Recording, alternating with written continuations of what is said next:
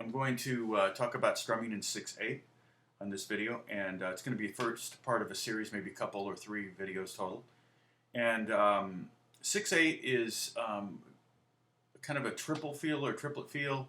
It also could be called a duple triple because it's 1, 2, 3, 4, 5, 6. It's kind of got this overarching 2 pulse, like 1, 2, 1, 2. You could count it 1, 2, 3, 2, 2, 3, 1, 2, 3, 2, 2, 3. And if you count it that way, those would be 8th notes there. If you counted just 1, 2, 1, 2, each one of those beats represents 3 8th notes. So technically, those would be dotted quarter notes. So you'd have a dotted quarter note, dotted quarter note, dotted quarter note, dotted quarter note, or 8th, 8th, 8th, 8th, 8th, 8th, like that. Okay, and I'm on my blog. I will have some like a PDF or something of these strumming patterns, so you can kind of see them as we work on them. To do this, to work on these strumming patterns, I want you to play along with me. I'm in tune and standard tuning.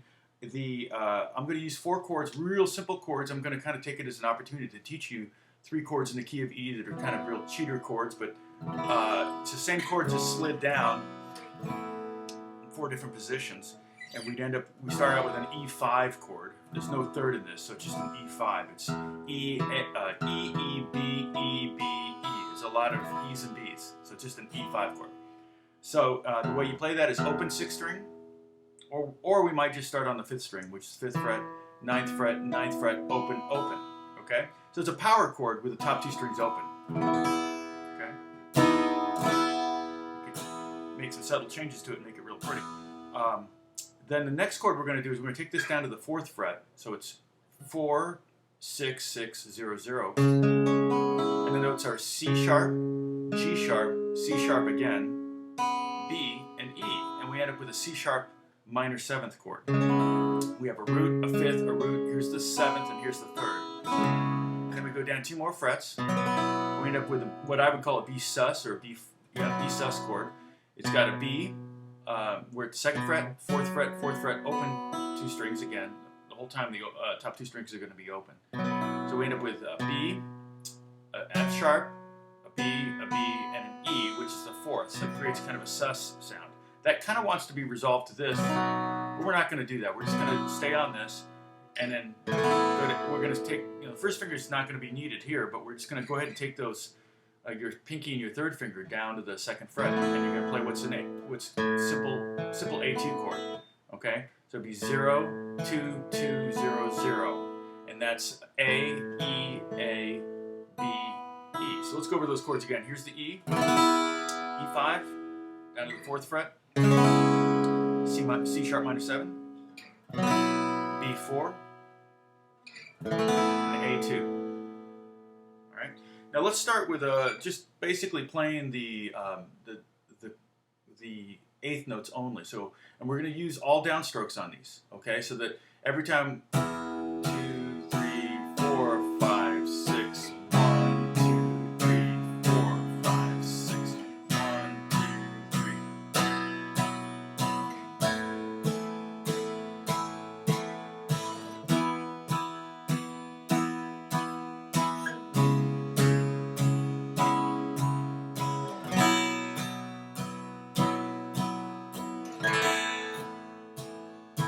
Okay, so that way, if I were to alternate my strumming on the 8th notes, what would happen is that on every other 8th note, I would be strumming up, and that means on the overarching. Remember, I said there were 2. You could count it in 2. 1, 2. Instead of both of those being downstrokes, the second one would be an upstroke. It would be 1, 2, 1, 2. And those should be pretty strong. Those should have a very strong downbeat feel to them. So you want, let's do the same feel we just did, just the 8th notes with downstrokes, but let's accent the 1st and 4th beat of the 6 8th notes. Okay, so it's gonna be like this: 1, 2, 3, 4, 5, 6. 1, 2, 5, 6. 1, 2, 3, 4, 5, 6. 1, 2, 3, 4, 5, 6. Now we're going to count it. Just 1, 2, the triplets. 1, 2, 3, 2, 2, 3. 1, 2, 3, 2, 2, 3. 1, 2. See that? You can hear the 1 and 2.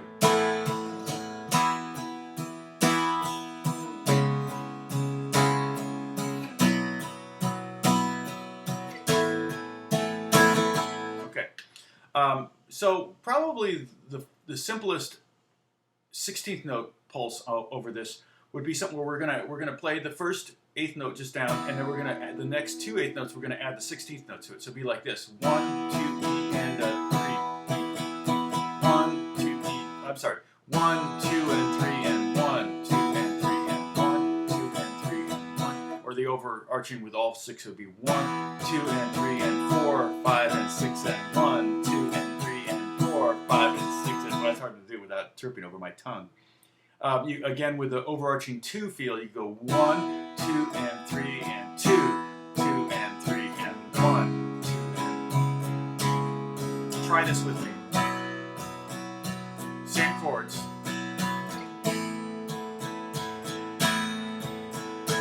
One, 2, and 3, and 2, 2, and 3, and 1, 2, and 3, and 1, 2, and 3, and 2, 2, and 3, and 1, 2, and...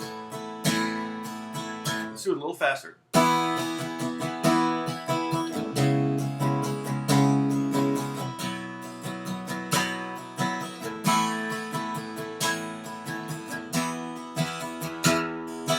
That low E on the first chord if you want.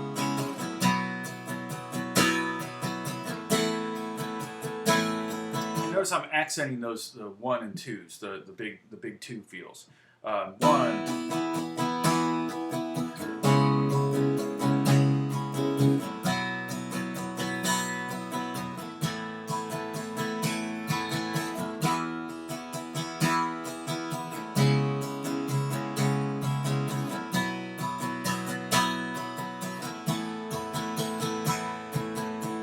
Try it even a little faster than that.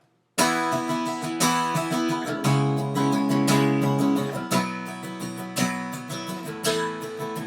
can hear the 2 even better in the faster tempo. 2, 1, 2, 3, 4, 5, 6. 1, 2, 3, 4, 5, 6. 1, 2, 3, 2, 2, 3. 1, 2, 2. You don't have to be able to count at the same time as strumming. If you want to teach, it's a good way, a good skill to have to help your students see it. Okay, now we're gonna drop one of those strums. Okay, so it's gonna become a little bit more of a complex. Actually, we're gonna do one less strum, but it's actually gonna be harder, not easier. What we're gonna do is we're gonna drop the 2 of the second 8th note in each of the pairs of patterns. So the pattern is 2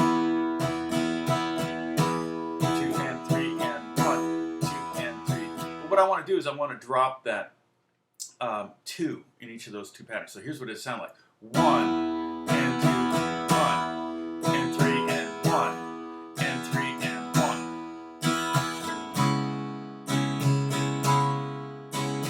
1. Notice my arm keeps moving.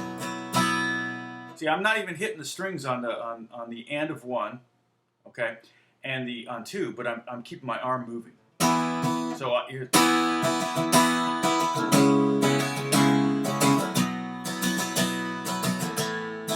So it's a game of inches. I'm just pulling my pick away from the strings on those, but I keep my arm moving. That way the time stays good. If you only strum when you need to, you only move your arm when you need to actually make contact with the strings, it's going to feel a little awkward. You might lose your time a little bit, and it's going to look awkward, and it may even sound awkward, and it may even throw you off depending on how many strums we're talking about in a measure. It might even throw you off so that every other downbeat, every other one is an upstroke instead of a downstroke. So, so here's that pattern again. We're going to go slow, same 4 chords, and it's 1 and 3 and 1 and 3 and 2 and 3 and 1.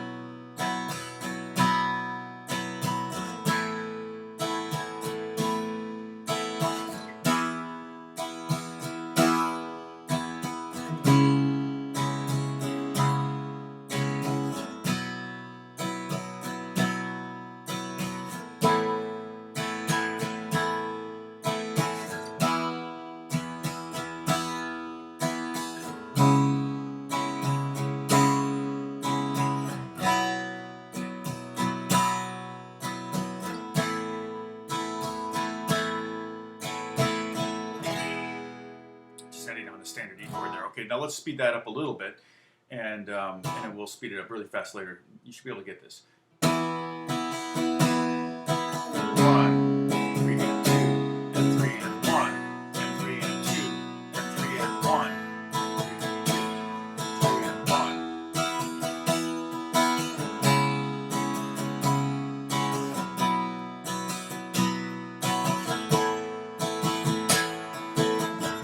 Now, if you're getting a little bored with these chords, you can mix them around. They're really, it's just basically we're doing a 1 chord, a 6 minor chord, a 5 chord, not really any tonality, but it's implied that it's got a D sharp end, so it's implied a major and a 4 major. So we can mix them up. I could do that same pattern. Let me speed it up a little bit. I'm going to do, instead of 1, 6, 5, 4, I'm going to do, let's say 6, 5, 1, 4. Okay, see what that sounds like.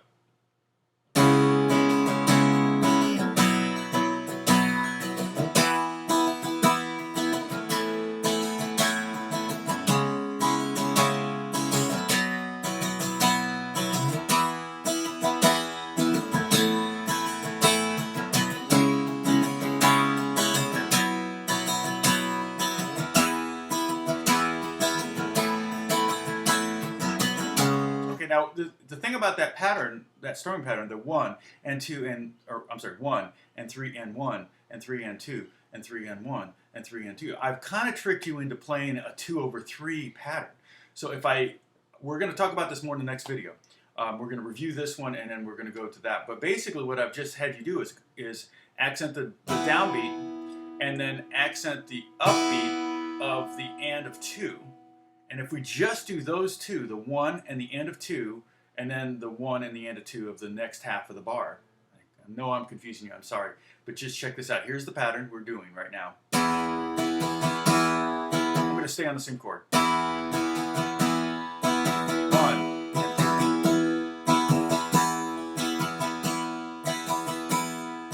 2. But if I just do the down, that down that we're doing, and that up, then it's going to be 2/3. 1, 2, 3, 4, 5, 6. 1,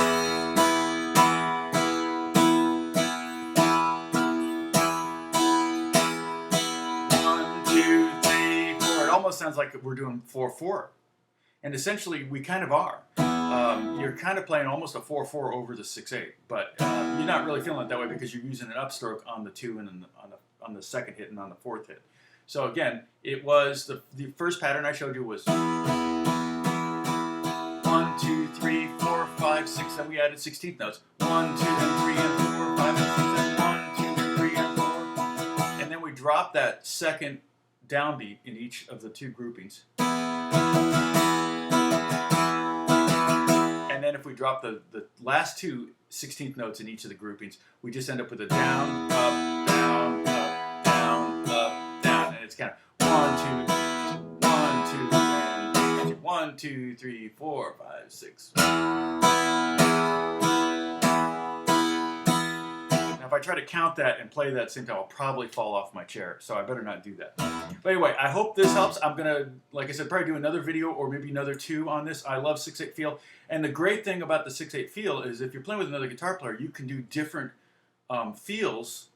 As long as your chords line up, you can do different feels, and it creates this kind of back and forth thing. It sounds really cool. A lot of times I'll record one feel on one speaker and one feel on another speaker to create a stereo field, where one's maybe going da da da da da da da da, and the other one's going da da da da da da da. You get this kind of busyness going on. That all these undercurrent, different textures of rhythms and things going on. It's a lot of fun. So God bless you guys. I hope you're doing well, and I'll see you soon. Bye.